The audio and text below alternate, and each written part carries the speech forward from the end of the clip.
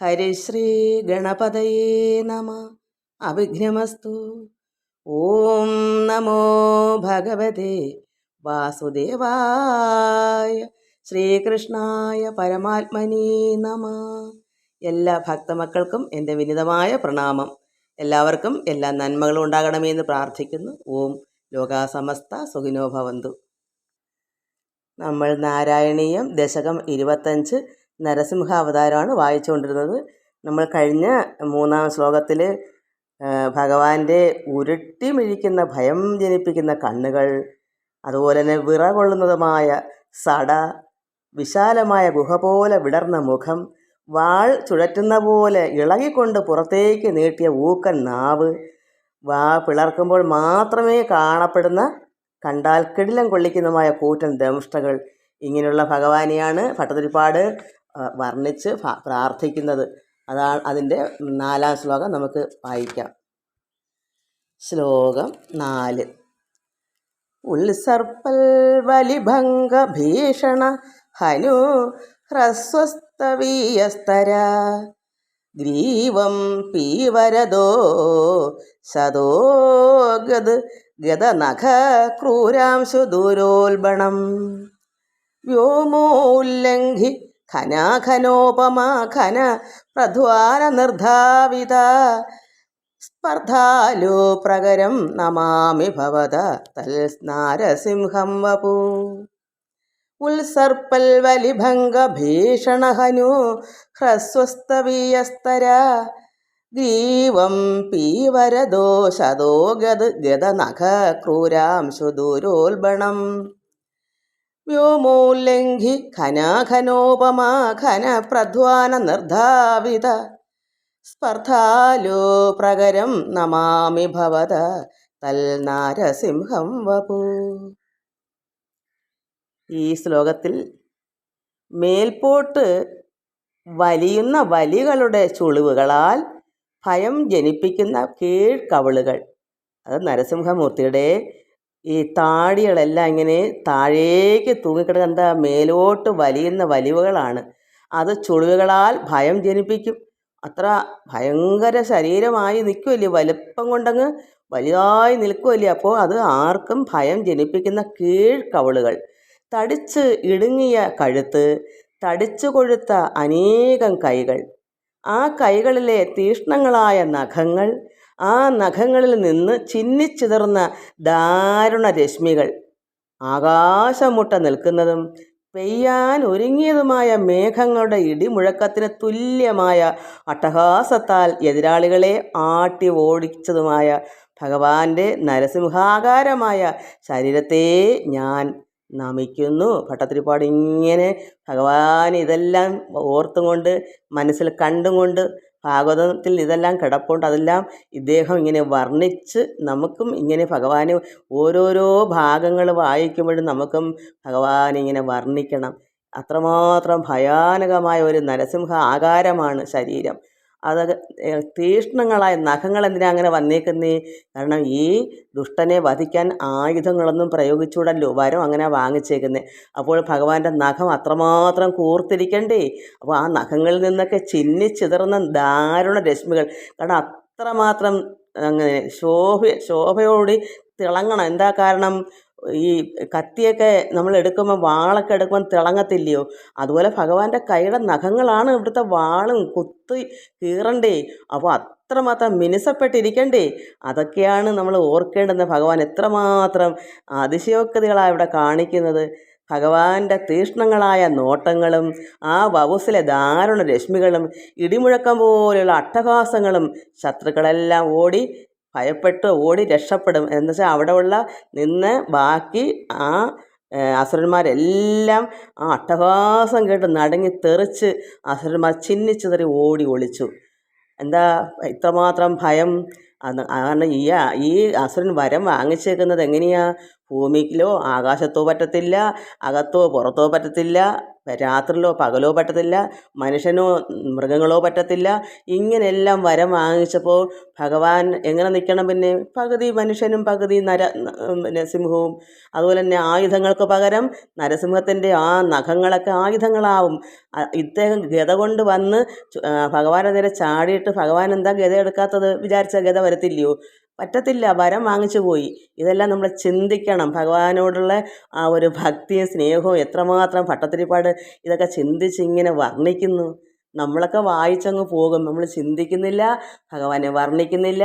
എന്താ നമ്മളും വർണ്ണിച്ച് ഇതൊക്കെ സ്തുതിക്കണം. നമുക്കും എന്തെങ്കിലും നമ്മൾ ഭക്തരാണ്, ഭഗവാന്റെ മക്കളാണെങ്കിൽ ഇതുപോലെ പ്രഹ്ലാദനെ പോലെ നമ്മൾ ആകുവാണെങ്കിൽ കണിശമായിട്ടും നമ്മളെ രക്ഷകനായിട്ടും വരും ഭഗവാൻ. പല രൂപത്തിലായിരിക്കും വരും, നമ്മൾ അറിയുന്നില്ല. പല രൂപത്തിൽ വരും ഭഗവാൻ. നമ്മളതുകൊണ്ട് എപ്പോഴും ഭഗവാനെ ഇങ്ങനെ സ്തുതിക്കുകയും വർണ്ണിക്കുകയും വേണം. അപ്പോഴാണ് ഭഗവാന് സ്നേഹവും നമുക്കളോട് സ്വന്തം മക്കളെന്നുള്ള കൃപ ഭഗവാനിൽ നിന്നുണ്ടാകുന്നത്. നമ്മുടെ നിലനിൽപ്പ് പോലെ ഇരിക്കും. പ്രഹ്ലാദൻ പ്രഹ്ലാദൻ അങ്ങനെയാണ് ഭഗവാനുള്ള ഭക്തി. ആ ഭക്തി വളരെ വളരെ രുചിച്ചറിയുന്നു ആരാണ്? ഭട്ടതിരിപ്പാട്. ഭട്ടതിരിപ്പാട് ഈ രോഗങ്ങളൊക്കെ മാറാൻ വേണ്ടി ഭഗവാനോട് പറഞ്ഞു, പ്രഹ്ലാദനെ ഇങ്ങനെല്ലാം രക്ഷിച്ച ഭഗവാൻ എന്തുകൊണ്ടൊരു രോഗം മാറ്റിക്കൂടാ? അതാണ് അവിടെ ഭട്ടതിരിപ്പാടിൻ്റെ വിശ്വാസം. നമുക്ക് ഓരോരുത്തർക്കും ഈ വിശ്വാസം വേണം. നമുക്കുള്ള ചെറിയ ചെറിയ അസുഖങ്ങളായാലും വലിയ അസുഖങ്ങളായാലും എൻ്റെ കണ്ണൻ, എൻ്റെ നാഥൻ, എൻ്റെ പരമാത്മാവായ നാരായണൻ അത് മാറ്റിത്തരും. ഏത് രൂപത്തിലായാലും, ഒരു വൈദ്യൻ്റെ രൂപത്തിലായാലും അത് ഭഗവാൻ അത് നേടിത്തരുന്നുള്ളൊരു വിശ്വാസമാണ്. ആ ഒരു ഭക്തിയാണ്. ആ പ്രഹ്ലാദൻ്റെ കണക്കൊരു ഉത്തമമായൊരു ഭക്തി നമ്മളിലുണ്ടോ? നിഷ്കളങ്കമായ ഒരു ഭക്തി ഉണ്ടോ? കണിശമായിട്ടും ഏത് ആപത്തിലും ഭഗവാൻ നമുക്ക് തുണയായി നിൽക്കും. അതാണ് ഇവിടെ ഭട്ടതിരിപ്പാടിൻ്റെയും വിശ്വാസം. നമുക്ക് അടുത്ത ശ്ലോകം വായിക്കാം. ശ്ലോകം 5. നൂനം വിഷ്ണുർ അയം നിഹന്യമും ഇതി ഭ്രാമിൽ ഗദാഭീഷണം ദൈത്യേന്ദ്രം സമുപാദ്രവന്തം അധൃത ദോർഭ്യാം പൃഥുഭ്യാം അമും വീരോ നിർഗളിതോധ ഖഡ്ഗഫലകൗ ഗൃഹണൻ വിചിത്രശ്രമാൻ വ്യാവൃണ്വൻ പുനർ ആപപാദഭുവന ഗ്രാസോദ്യതം ത്വാം അഹോ. നൂനം വിഷ്ണുർ അയം നിഹന്യമും ഇതി ഭ്രാമിൽ ഗദാഭീഷണം ദൈത്യേന്ദ്രം സമുപാദ്രവന്തം അധൃത ദോർഭ്യാം പൃഥുഭ്യാം അമും വീരോ നിർഗളിതോധ ഖഡ്ഗഫലകൗ ഗൃഹണൻ വിചിത്രശ്രമാൻ വ്യാവൃണ്വൻ പുനർ ആപപാദഭുവന ഗ്രാസോദ്യതം ത്വാം അഹോ. ഈ ശ്ലോകത്തിൽ ഇത്രമാത്രം ഭയങ്കര നരസിംഹ ആകാരം കണ്ട നരസിംഹത്തിൻ്റെ ആ രൂപം, ആ ശരീരം കണ്ട ഹിരണ്യകശിപു ഇവൻ വിഷ്ണു തന്നെ എന്നങ്ങ് നിശ്ചയിച്ചു. കാരണം അല്ലാതെ ആരാലും ഇങ്ങനെ സാധാരണ ഇത്രയും രൂപവും പകുതി മനുഷ്യനും പകുതി മൃഗവും ആകാരമാണെങ്കിലോ വളർന്നങ്ങ് വലുതായി. അതൊക്കെ കണ്ടപ്പോൾ ഈ ഹിരണ്യകശിപായ അസുരന് ഇവൻ വിഷ്ണു തന്നെ എന്ന് നിശ്ചയിച്ചു. ഇവനെ ഞാൻ കൊല്ലും എന്ന് ഭീഷണി മുഴക്കിയ, അപ്പോൾ ഇവനെന്ന് വെച്ചാൽ ആരാ? ഈ മഹാവിഷ്ണുവിനെ, ഈ വിഷ്ണു ആണെന്ന് നിശ്ചയിച്ചല്ലോ ഈ അസുരൻ. എന്നാൽ ഇവനെ ഞാൻ കൊല്ലും എന്ന് ഭീഷണി മുഴക്കിയ പോലെ ഗദയും ചുഴറ്റി ചാടി വീണു. എങ്ങനെയാ? മനസ്സുകൊണ്ട് ചിന്തിക്കുക, അതുപോലെയെന്ന് മുഴക്കിയതുപോലെ തോന്നിക്കും. ഇവനെ ഞാൻ കൊല്ലും എന്ന് ചിന്തിച്ചും കൊണ്ട്, അതാണ് മനസ്സിൽ ഇങ്ങനെ ഗദയുടെ ചുഴറ്റക്കം കാണുമ്പോൾ നമുക്ക് മനസ്സിലാവും, ഇതാ കൊല്ലാൻ പോകുന്നു ആരെയാ? ഭഗവാനെ. അതങ്ങനെ ചുഴറ്റി ഗദയുമൊക്കെ ഒന്ന് കറക്കി അടിച്ചുകൊണ്ട് ഭഗവാന്റെ മുമ്പിലേക്കങ്ങ് ചാടി വീണു. തൻ്റെ നേർക്ക് ഗദയും ചുഴറ്റി ആഞ്ഞു വരുന്ന അസുരനെ തൻ്റെ തടിച്ച കൈകൾ കൊണ്ട് കടന്നങ്ങ് പിടിച്ച് ഭഗവാൻ. അപ്പോൾ ഹിരണ്യകശിപു കുതറി പിടിവിട്ട് ചാടിപ്പോയി. പെട്ടെന്ന് എന്ത് ചെയ്ത്? കാരണം അങ്ങനെ പിടിക്കുമ്പോൾ ഗദ കൊണ്ടൊന്നും നടക്കൂലെന്ന് മനസ്സിലായപ്പോൾ അവന് പെട്ടെന്ന് എത്രയും രക്ഷപ്പെടണമല്ലോ. കാരണം അതിലൊന്ന് പിടിച്ച് ചുഴറ്റി അങ്ങ് ചിതറി പിടിച്ച് മാറ്റിയിട്ട് വാളും പെട്ടെന്ന് ചെന്ന് ചാടി പോയിട്ട് വാളും പരിചയം എടുത്ത് പല അടവുകൾ പയറ്റി നോക്കി. കാരണം ഭഗവാൻ പെട്ടെന്ന് ഒരു ഗദ കൊണ്ട് ചുഴറ്റിക്കൊണ്ട് ചെല്ലുന്ന അവനെ പെട്ടെന്ന് കയറി പിടിക്കുമ്പോൾ അവൻ വിചാരിച്ച് കാണും, ഈ ഗദ കൊണ്ട് എനിക്ക് പറ്റത്തില്ല, ഒറ്റയടിക്ക് വാളും കൊണ്ട് വെട്ടി അങ്ങ് കൊല്ലാമെന്ന് ധരിച്ച് കാണും. അങ്ങനെ ആ കുതറി പിടിവിട്ട് ഹിരണ്യകശിപു ആ ദുഷ്ടൻ ഭഗവാന്റെ കയ്യിൽ നിന്ന് കുതറി പിടിവിട്ടു ചാടിപ്പോയി. പെട്ടെന്ന് തന്നെ വാളും പരിചയം എടുത്ത് പല അടവുകൾ പയറ്റി നോക്കിയിട്ട് രക്ഷയില്ലെന്ന് കണ്ട് അങ്ങനെ ലോകം മുഴുവൻ വിഴുങ്ങാൻ നിൽക്കുകയാണ് ഭഗവാന്റെ ആ ദംഷ്ട്രയും. അതൊക്കെ വായും തുറക്കുമ്പോഴേ ദംഷ്ട്ര കാണും. അത്രമാത്രം ഭയാനകമാണ്. ആ കണ്ണും ആ നാക്ക് വാൾ പോലെ താഴേക്ക് കിടക്കുന്ന ആ നാക്കോ വാളിൻ്റെ കണക്കിരിക്കുക. ആ നഖങ്ങളൊക്കെ കണ്ടാലോ തിളങ്ങുവാണ്. എങ്ങനെയാ കൂർത്ത് എത്രമാത്രം ഒരുപാട് അനേക കൈകളുണ്ട് ഭഗവാന്. ഇതെല്ലാം കൂടെ ആ നഖങ്ങളൊന്ന് ആലോചിച്ചൊക്കെ ഇവന് ഒരു ഗതയോ ഒരു വാളോ കൊണ്ട് വല്ലതും ചെയ്യാൻ പറ്റുമോ? ഭഗവാൻ എത്ര കൈകളാ, എത്ര നഖങ്ങളും കൂർത്ത് അമ്പ് കുത്തുന്നണക്കുള്ള കുത്തി കീറാനുള്ള ഒരുപാട് നഖങ്ങളില്ലേ. ഇവൻ ഒരു വാളും കൊണ്ടൊന്ന് എന്ത് ചെയ്യാനാ? അപ്പോൾ ഭഗവാൻ ഇതെന്ത് ചെയ്ത് ആ പിടിവിട്ടു പോയ ആ ദുഷ്ടൻ എന്ത് വാളും പരിചയം എടുത്ത് പല പല അടവുകളൊക്കെ പയറ്റി നോക്കിയിട്ട് രക്ഷയൊന്നും ഉണ്ടായില്ല. ഭഗവാന്റെ വല്ല ആയുധമുണ്ടോ? സ്വന്തം കൈകളല്ലേ ഉള്ളൂ. നാക്കുണ്ട്, അതുപോലെ കണ്ണുണ്ട്, ദംഷ്ട പല്ലുകളുണ്ട്. ഇതൊക്കെ കണ്ടാൽ ഭയാനകമാകുന്ന രീതി. എന്നിട്ടും അവൻ ഭയക്കാതെ ചെന്നങ്ങ് ചാടി വീണപ്പോൾ അവൻ്റെ ഒരു ബലം കണ്ടോ ആ രാക്ഷസൻ്റെ. അപ്പോൾ എന്ത് വന്നു? രക്ഷയില്ലെന്ന് കണ്ട്. അങ്ങനെ എന്താ രക്ഷയില്ലാത്ത? ലോകം മുഴുവൻ വിഴുങ്ങാൻ ഒരുങ്ങി നിൽക്കുക ഭഗവാൻ. എന്നിട്ടും അങ്ങനെ നിൽക്കുന്ന ഭഗവാന്റെ അടുത്തേക്ക് നേർക്ക് വീണ്ടും അങ്ങ് ചാടി ഇവൻ.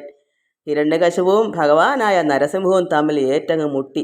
തങ്ങളെ ഏറ്റുമുട്ടിയിരിക്കുവാണ്. അങ്ങനെ നമുക്കിനി അടുത്ത ശ്ലോകം വായിക്കാം.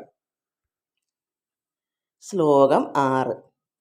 ഭ്രാമ്യന്തം ദിതിജാധമം പുനരപി പ്രോൽഗൃഹ്യ ദോർഭ്യാം ജവാത് ദ്വാരേ ധോരുയുഗേ നിപാത്യ നഖരാൻ വിൽഖായ വക്ഷോഭുവി നിർഫിന്ദൻ അധിഗർഭ നിർഭരഗളൽ രക്താംബുബദ്ധോത്സവം പായം ഉദൈരയോ ബഹുജഗൽ സംഹാരി സിംഹാരവാൻ ഭ്രാമ്യന്തം ദിതിജാധമം പുനരപി പ്രോൽഗൃഹ്യ ദോർഭ്യാം ജവാത് ദ്വാരേ ധോരുയുഗേ നിപാത്യ നഖരാൻ വിൽഖായ വക്ഷോഭുവി നിർഭിന്ദന്നധിഗർഭ നിർഭരഗളൽ രക്താംബുബദ്ധോത്സവം പായം ഉദൈരയോ ബഹുജഗൽ സംഹാരി സിംഹാരവാൻ.